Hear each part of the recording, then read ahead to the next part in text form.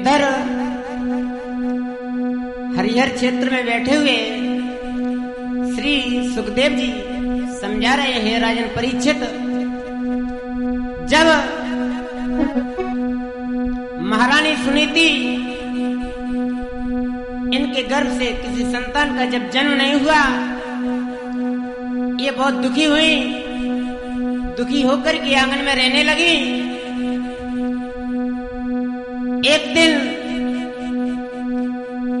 महाराज को समझा करके बोली है, हे महाराज आप ऐसा कीजिए, आप दूसरा विवाह कर लो, और जब आप दूसरा विवाह कर लेंगे तो मुझे विश्वास है कि कोई न कोई संतान अवश्य हो जाएगी।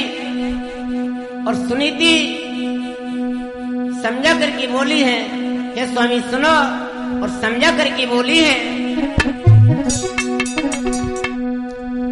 अरे रो रो के सुनीति कहे पिया, हे स्वामी अरे रो रो के सुनीति कहे पिया, मेरे दिल में दुख अपार, बिना बेटा के जीवन पार, बिना बेटा के जीवन पार।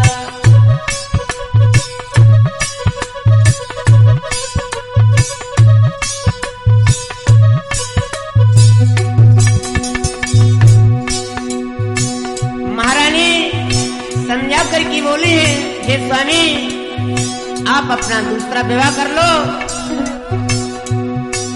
रो रो के सुनीति कहे पिया, मेरे दिल में दुख अपार, बिना बेटा के जीवन पार, बिना बेटा के जीवन पार।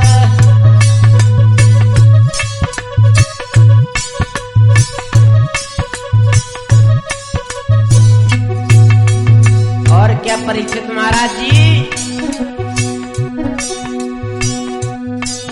क्या पाप किए हमने जो बेटा नहीं देख सकी,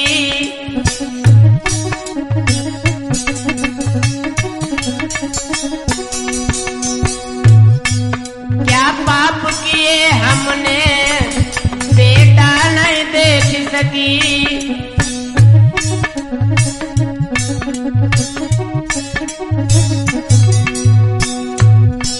जब निकलूं मैं घर से मुझसे बांझ कहे सब ही,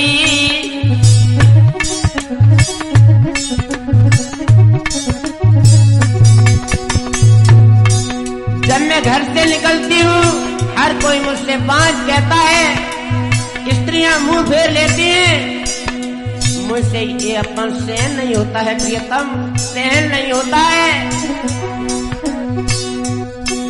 अरे बिन बेटा के आज बुढ़ापा सबका है बेकार, बिन बेटा के जीवन पार, बिना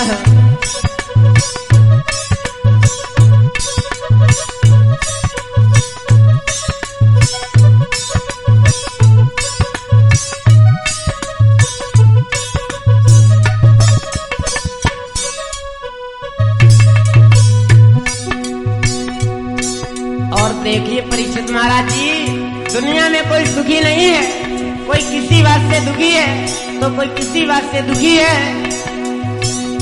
आज महारानी सुनीति रो रही है, समझा करके बोली है,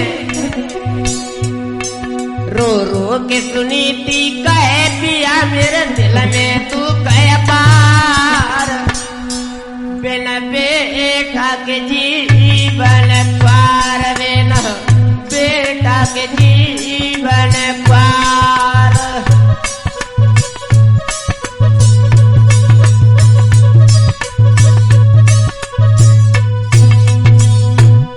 आज इस प्रकार से महारानी सुनीति महाराज उत्तानपाद को समझाती रही कि हे स्वामी आप अपना दूसरा विवाह कर लो, और मुझे विश्वास है कि जब घर में सौत आ जाएगी तो कोई ना कोई संतान अवश्य हो जाएगी।